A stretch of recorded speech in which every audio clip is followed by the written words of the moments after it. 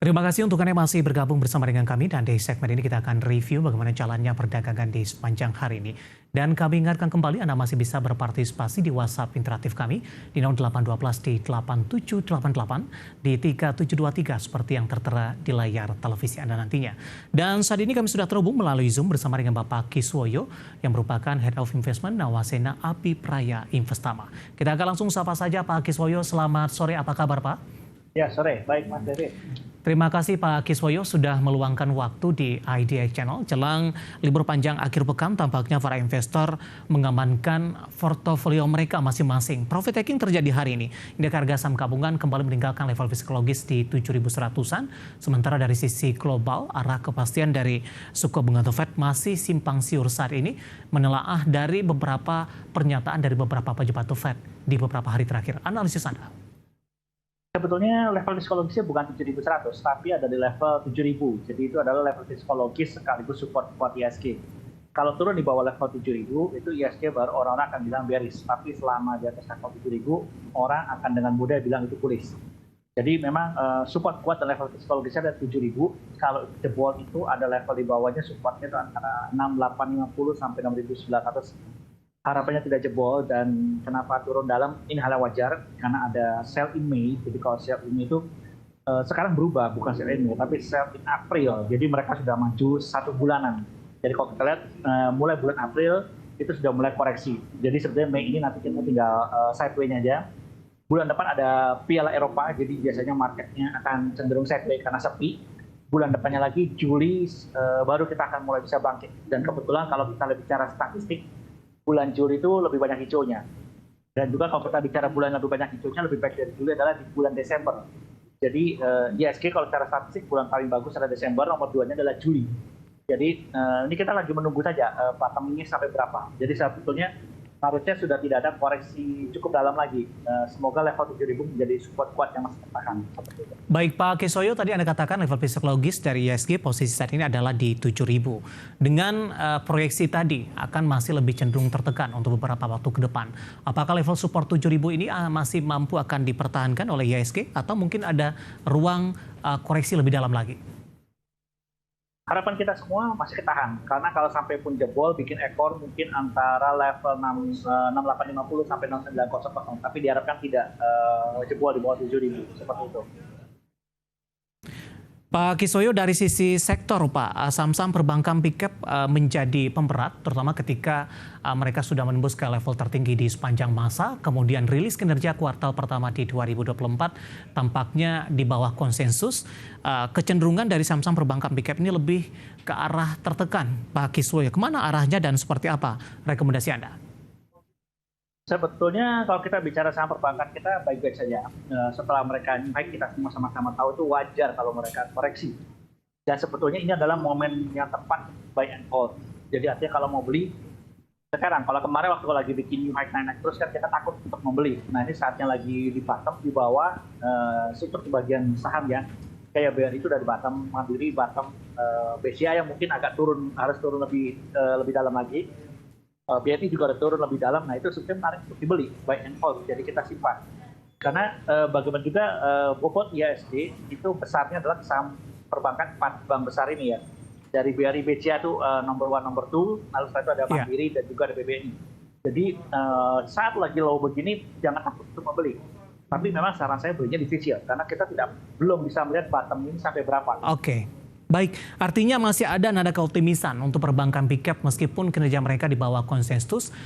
Posisi kenaikan suku bunga yang masih tinggi, The Fed juga belum tahu kepastian penurunan suku bunga. Kemarin BI menaikkan suku bunga. Apakah ini akan tetap menjaga kinerja dari perbankan big cap di sepanjang 2024 masih berada di jalurnya, Pak Kiswoyo? Kalau kita bicara perbankan Indonesia itu selalu untung, jadi memang sebenarnya nggak usah takut mereka pasti untung. Pak, suku bunga naik, kecuali suku bunga naik itu biasanya untuk perbankan itu tidak turun.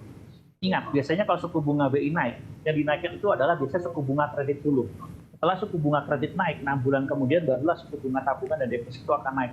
Itu kan jadi artinya spread perbankan keuntungannya makin besar. Itu kalau perbankannya mau menaikkan suku bunga kreditnya. Cuma kalau mereka menilai, oh ternyata NPL-nya saya bisa berbahaya, biasanya tidak akan menaikkan suku bunga kreditnya, ya tidak masalah gitu. Jadi memang biasanya mereka saling lihat-lihatan di antara mereka. Kalau bank-bank besar sudah menaikkan suku bunga kredit, yang bank-bank kecil akan mengikuti. Tapi kalau bank-bank besar menilai, wah ini membahayakan NPL saya, supaya NPL jangan sampai naik, kredit supaya jangan naik, saya tidak menaikkan suku bunga kredit, ya sudah, tidak akan ada masalah gitu. Iya. Masalah BI rate naik, ya naik aja gitu. Baik. Tapi jarang suku bunga deposito atau tabungan naik lebih cepat daripada kredit, itu sangat-sangat jarang sekali gitu loh.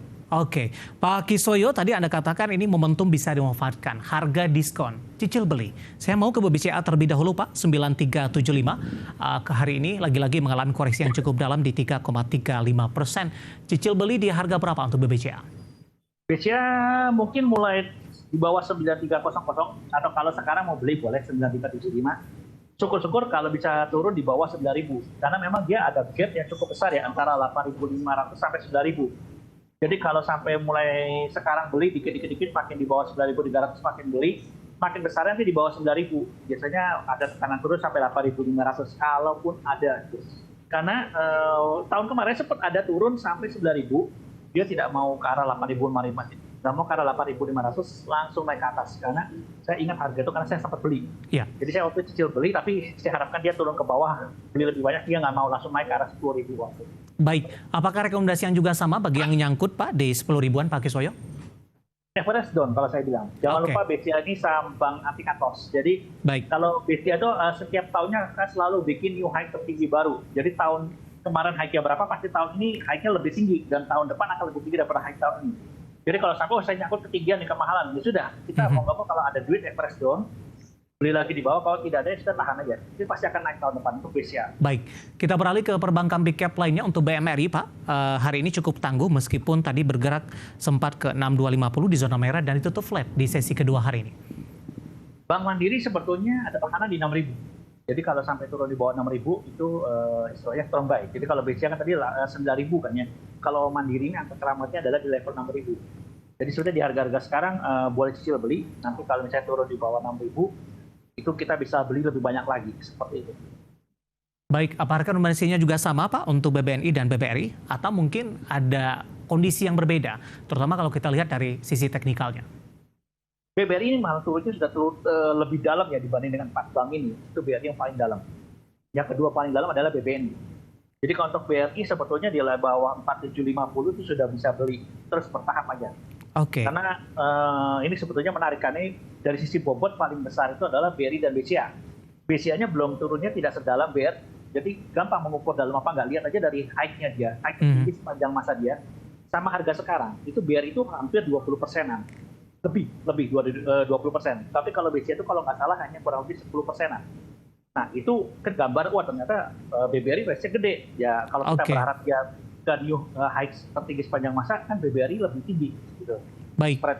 Intraday hari ini 4570, Pak, untuk BBRI menyentuh ke level terendah dalam 6 bulan terakhir. Apa yang harus diwaspadai untuk BBRI, terutama dari sisi level supportnya, Pak Kiswoyo? 4.500 memang support ya. Kalau itu jebol, harapan bisa turun lebih dalam lagi. Memang kalau kita bicara, Pak, level support paling bawahnya berapa? 4.000. Tapi harapannya kecil sih di bawah 4.000. Karena saya lihat 4.500 sudah mulai banyak yang akan beli. Gitu. Baik. Jadi di bawah 4.500 yang beli sudah mulai banyak sih kalau saya lihat. Oke, hal ini juga tercermin tampaknya pada dari sisi teknikal. Tadi intraday sempat ke 4570 di penutupan sesi kedua. Ini mengalami penguatan di 0,21%, berbalik arah di 4680. Dan lagi-lagi keputusan investasi tetap ada di tangan pemirsa IDX Channel. Pak Kiswoyo, dari sektor perbankan saya akan coba beralih ke komoditas, Pak. Beberapa emiten dari komoditas hari ini mengumumkan pembagian dividen mereka tahun buku 2023. Saya mau ke Antam terlebih dahulu, Pak Kiswoyo. Hari ini sahamnya berbalik arah ke zona hijau. Ketika di sesi pertama masih bergerak di zona merah, pengumuman keluar untuk dividen, saham Antam berbalik menguat signifikan ke zona hijau. 100% dari posisi laba bersih di 2023. Padahal kinerja dari Antam justru turun di sepanjang tahun 2023. Analisis Anda, Pak Kiswoyo, dan kebetulan sudah ada pertanyaan masuk untuk Antam. Bisa buy di harga berapa? Sentimen dividen. Pertanyaan dari Bapak John, Jakarta. Analisis Anda untuk Antam. Kalau untuk BUMN sebetulnya dividen besar itu saya tidak kaget. Karena bagaimanapun juga pemerintah butuh setoran dividen dari BUMN terutama yang sudah untung gitu kan ya. Itu ibaratnya BUMN itu dalam tanda kutip adalah tapi perahnya untuk APBN. Jadi ketika APBN butuh duit, pajaknya tidak bisa ditingkatkan lagi. Ketika ada BUMN yang profit itu pasti akan diperas. Artinya dividen akan diambil sebesar-besarnya untuk menyokong APBN negara kita. Jadi itu bukan hal yang mengejutkan. Tapi kalau kita bicara Antam, kalau saya lihat harganya ini memang level 1.500 ini adalah support. Tadi sempat jebol kan ya 1480. Jadi selama dia bertahan di atas 1.500, dia mungkin akan bergerak range-nya adalah ke arah 2.000-an. Tapi kalau 1.500 dia tidak kuat menahan, tapi dia turun di bawah 1.500 dan main di bawah 1.500, itu dia arah bawahnya lagi adalah bisa ke arah 1.400-an. Dan kalau 1.400 jebol, yang ini yang sebetulnya sedikit berbahaya, karena kalau 1.400 jebol itu dia bisa ke arah bawahnya lagi ini 400. Itu bisa ke arah 1.300 sampai 1.200 ini. Oke. Jadi harapan jangan jebol lah. Analisis untuk Antam pemirsa yang hari ini tersengat dari rencana pembagian dividen. Sebelum kita update penutupan sesi kedua, saya mau ke PTBA terlebih dahulu Pak. Hari ini juga membagikan dividen, di mana dividen payout ratio-nya turun jika dibandingkan dengan tahun lalu Pak. Teknikal selanjutnya untuk PTBA, Pak Kiswoyo, singkat saja.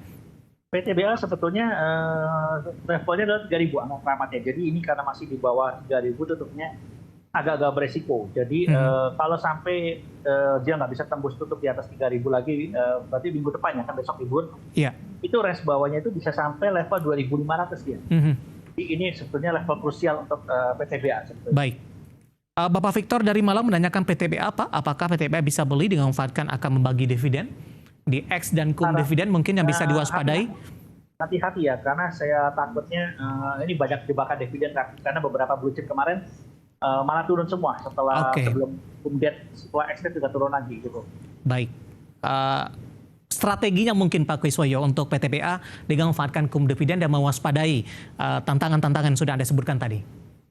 Sudah terlambat Mas. Sebetulnya kalau kita mau ngecek dividen play itu bukan pada saat ini. Jadi pada saat akhir tahun, bulan Desember, kita memprediksi kira-kira laporan keuangan punya berapa, kebiasaan bagi dividen berapa.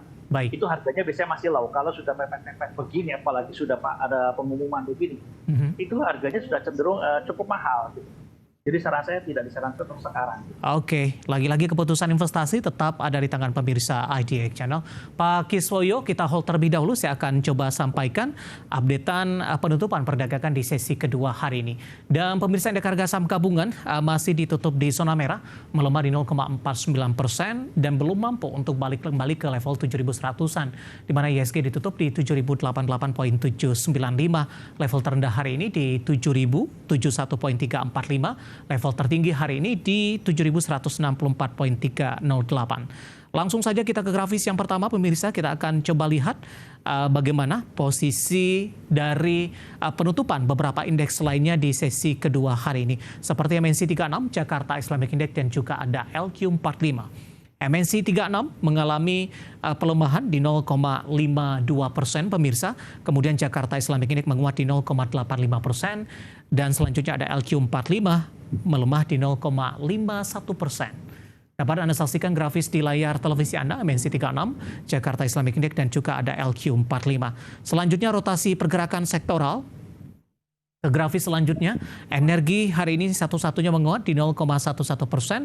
Properti hari ini terdampak aksi profit taking setelah saham-sahamnya menguat dalam beberapa perdagangan hari terakhir, di mana properti melemah di 1,80%. Keuangan hari ini melemah di 0,93%. Tadi pun juga sempat kita ulas, transportasi dan logistik juga melemah di 0,81%. Kemudian ke grafis selanjutnya, saham-saham yang hari ini mengalami penguatan yang cukup signifikan, pemirsa. Ada Astra International ditutup menguat di 5125, PTBA juga menguat di 2930. Baru saja kita bahas, TPIA juga menguat di 7975. Dan selanjutnya ada Antam, ini juga menguat di 1535. Tadi pun juga sempat kita ulas, saham-saham yang hari ini mengalami penguatan yang cukup signifikan. Sementara saham-saham yang mengalami pelemahan dan menjadi pemberat yang masuk ke dalam deretan top losers, Didominasi oleh perbankan, ada BBCA melemah ke 9357, Aman Mineral hari ini juga melemah setelah menembus level all time high dan nilai kapitalisasinya pada perdagangan hari sebelumnya menyalip dari BBRI.